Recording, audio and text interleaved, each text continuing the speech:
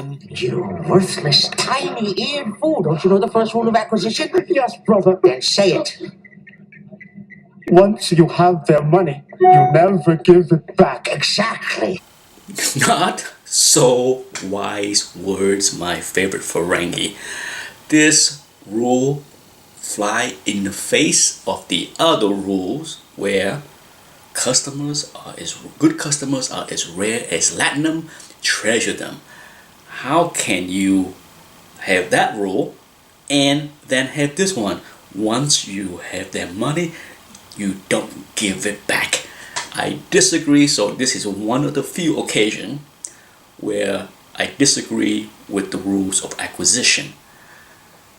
For all of us who are in this hobby buying comic books, doesn't matter where, CGC forum or eBay, has anyone ever bought a book and then tried to return it because of whatever reason, and then the seller refused?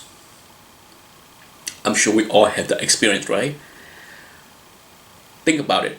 If you have that situation, and I'm sure almost everybody have had that situation, if you are in this hobby long enough like me, if you have a situation when you bought something and the book came damaged or restored or whatever, and then you return the book or you try to return the book and the seller said, no way, my policy say no return. What is the chance that you bought another book from that person in the future? Has that ever happened? I can tell you, every time that I have a transaction where I had to fight, argue, file a claim or whatever it is in order to return the book, that seller is gone for good. So yeah, I can't recall one instance that I returned to look at another listing of that seller. Not once. You know, so I don't get it. I don't get the people, the seller, that have a hard line on like, I'm not taking return. I understand. When I sell a slab, the last thing I want to do is deal with somebody that said, I got your slab, I disagree with the CGC grade.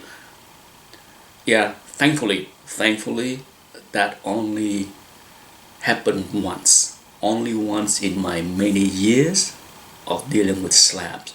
And that's why I consign a lot of my slabs to the auction house so that I don't have to deal with people that disagree with the grade on the slab. And as you know, most auction houses have a pretty hard policy that graded books they're not going to allow you to like dispute the grade on the slab books.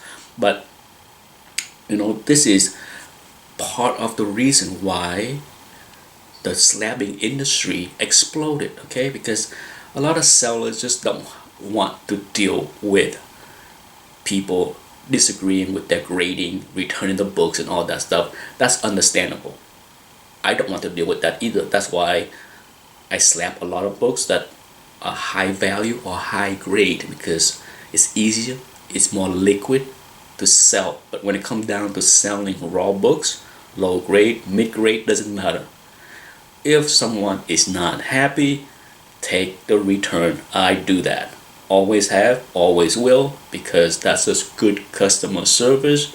As long as the person that buy the books from me return it intact, shipped correctly. I have had situation where the person that disagree with my books return it poorly packed, books damaged. Luckily, in that one instant, the buyer felt bad about it and reimbursed me for the damaged book. I mean, I only have a handful of books that I'll return in my many years of selling books. Only maybe 3 or 4 times that happened where a buyer disagree with my grading. So very rare. So I'm blessed. Okay, so I do my best to make sure that my grade is consistent and fair. I'm not in a camp of like, let's undergrade everything so that I don't have to deal with, no. I try to grade fair. I understand how many sellers prefer to undergrade many things in order to not deal with the hassle. Okay? I understand that. There's nothing wrong with that policy. I have my own policy. I try to grade fair. Or I use CGC or CBCS or whatever grading service, because at the end of the day, that's my approach to the hobby.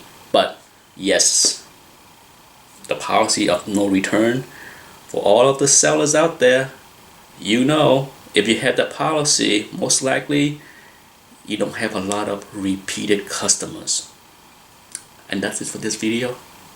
Bye bye. Until the next rule. Yeah?